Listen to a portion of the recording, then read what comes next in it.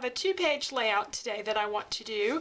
I'm going to be scrapping several photos from a museum tour that we went on when we were on vacation.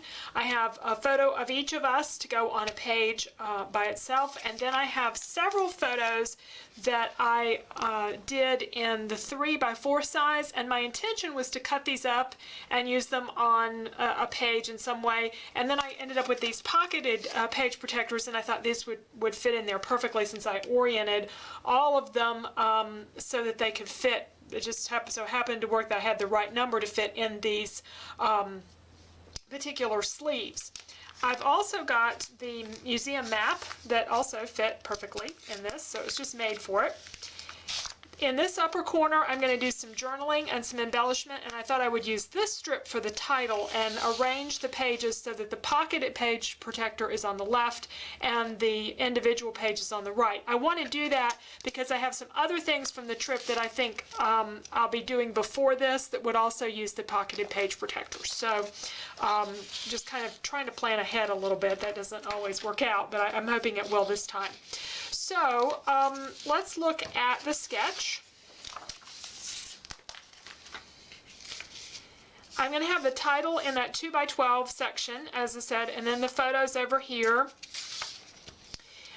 For embellishment, I've got some circle embellishments in mind, and I also added these arrows, and to me they're competing a little bit on the sketch. What I will probably do is, with the chevrons or little arrows, is make those really blend in and not be a bold color and stand out so much like they're showing here on the sketch. I also realized after I printed it out that I didn't put any of these over here. So I'll need to do something on the left-hand page that has some arrows or something to kind of be compatible. I even thought about moving these down to this section with the title, so I have some here and some here instead of having them both on this page. So we'll kind of see how that looks. For papers, I have the Persimmon collection from Basic Gray that I've been using for a lot of this trip, and they go beautifully with all of these photos, and I can use them with the bolder colors with this because everything in these photos really worked well. I have just bought the Persimmon collection when we went to this museum, and I confess I took pictures of a few things because I knew they would match. I don't know if you've ever done that before, but I mean there was tons and tons of stuff to take pictures of, and there were things that I particularly wanted to capture, but like the stagecoach, I took a picture of that mainly because it had the orangey colors in there, so I knew I was going to use that photo. I love this big bold stripe. In fact, it went really well with the photos. I considered using it as the background, but it's so bold, and I really would rather cut it up so I can use it on some other pages as well. So I think what I'm going to do for the background is either use some rust-colored cardstock. This is one of the Stampin' Up! Colors. I think it's the Dusty Durango color that I happen to have in 12x12. They have several colors that went with this collection. I've got more of it, so I want to use the same color for this strip. So I've got more of it. I can do that strip, or I consider doing the craft for the background. And I kind of like that because it's just a little bit softer. The approach I'm going to take is to do the band first, this section, and with the background paper, with the printed papers and the strips and all, and figure out then what that band looks good lying on, whether it would be the craft paper or the rust paper or something else. So these are the papers that are going to go as part of that band that the photographs will actually end up laying on, and I think they look good on pretty much anything. This one I'll probably use in small amounts, and some of them even have B-sides that look good with these photos as well. I have some titling options, and when I was looking for things for arrows, I have Carte Postale from Basic Gray.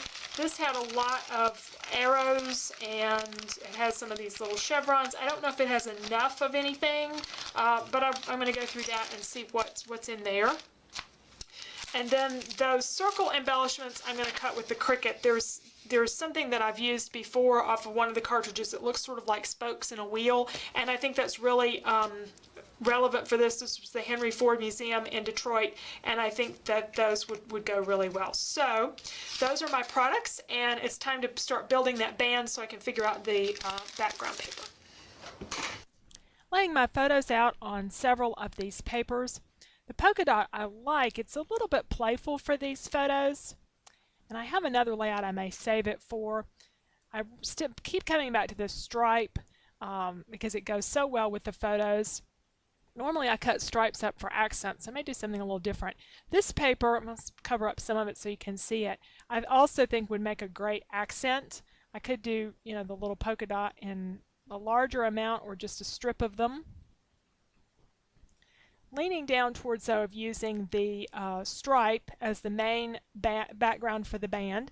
Need to see how large that's going to be. I always do my sketches at 6 by 6, so everything on the sketch I just double to make for a 12 by 12 page. So this is measuring at 7 inches or 3.5 inches long, so that means the band needs to be 7 inches long. So I'll cut the stripe down to 7 and then place some of the other papers as strips across the band. I'm also considering doing a mat around those photos, maybe just a really small mat around them. All right, I have my band cut and starting to add some of the strips of paper. I decided to save this polka dot for one of the other pages, and I'm going to use the diamond print and trim it out so that the diamond shape will really show up. Moving down a little bit so I can have quite a bit of border there.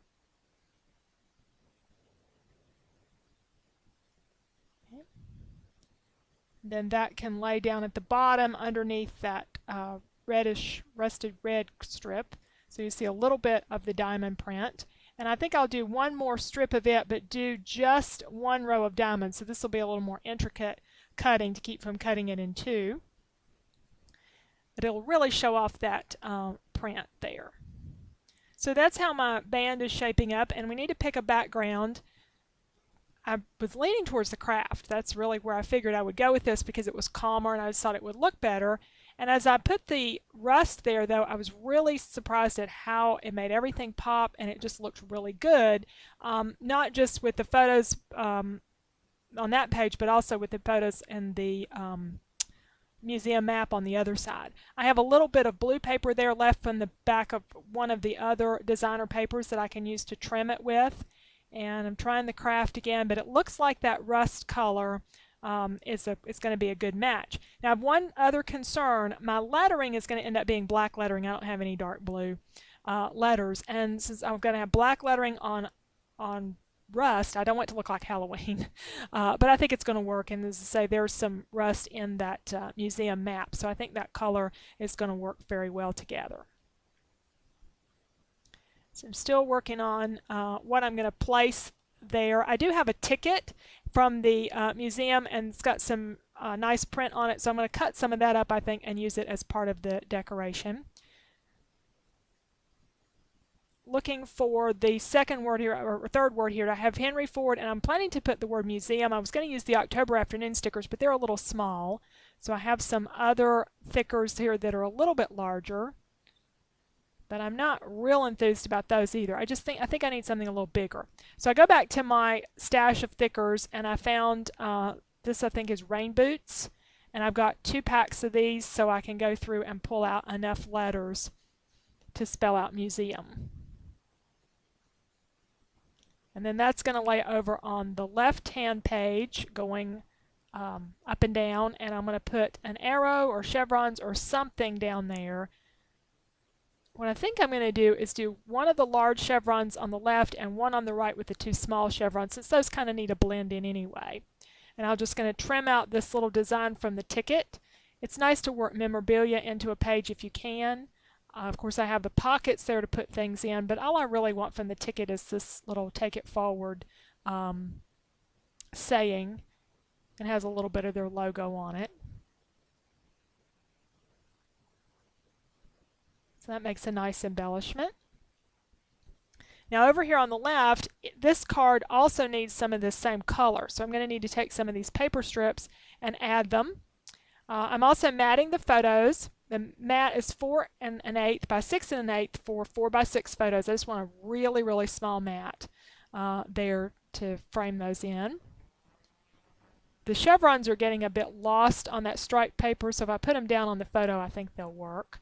I have not glued everything to the backing yet because I haven't decided for sure where I want to put these photos, whether I want them up onto the backing or I want them down or I want them entirely on the band. Just kind of getting an idea there. think I'll get my 3 circles and go ahead and get this other block over here done and print some journaling. That's the other reason I glued everything down, is I need the journaling cut. Now, when I printed these photos, I put the 2 photos together. I think I'd like to have a border between them. I'd always intended to cut them up, so I'm going to cut them apart and put a little bit of gray cardstock. This is a really thin cardstock. I think it came from AC Moore. I bought it for the color.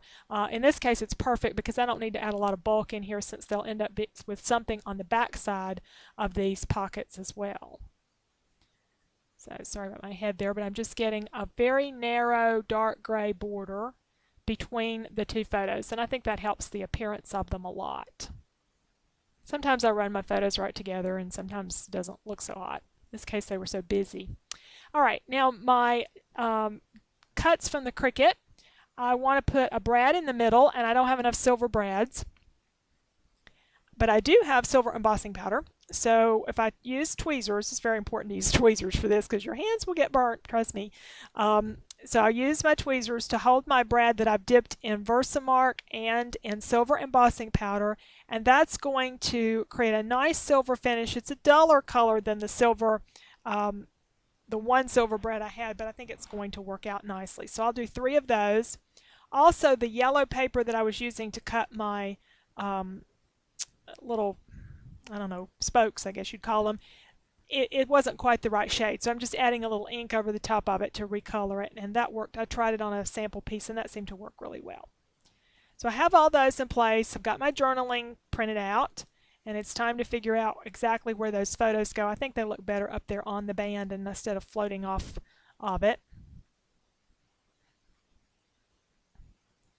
And I'm matching up using some of the paper, including some of the little border that comes on the paper. The last thing that I'm wanting to do here is to add some stickers from October Afternoon. I found these when I was looking for something else, and I hadn't originally planned to put them in the layout.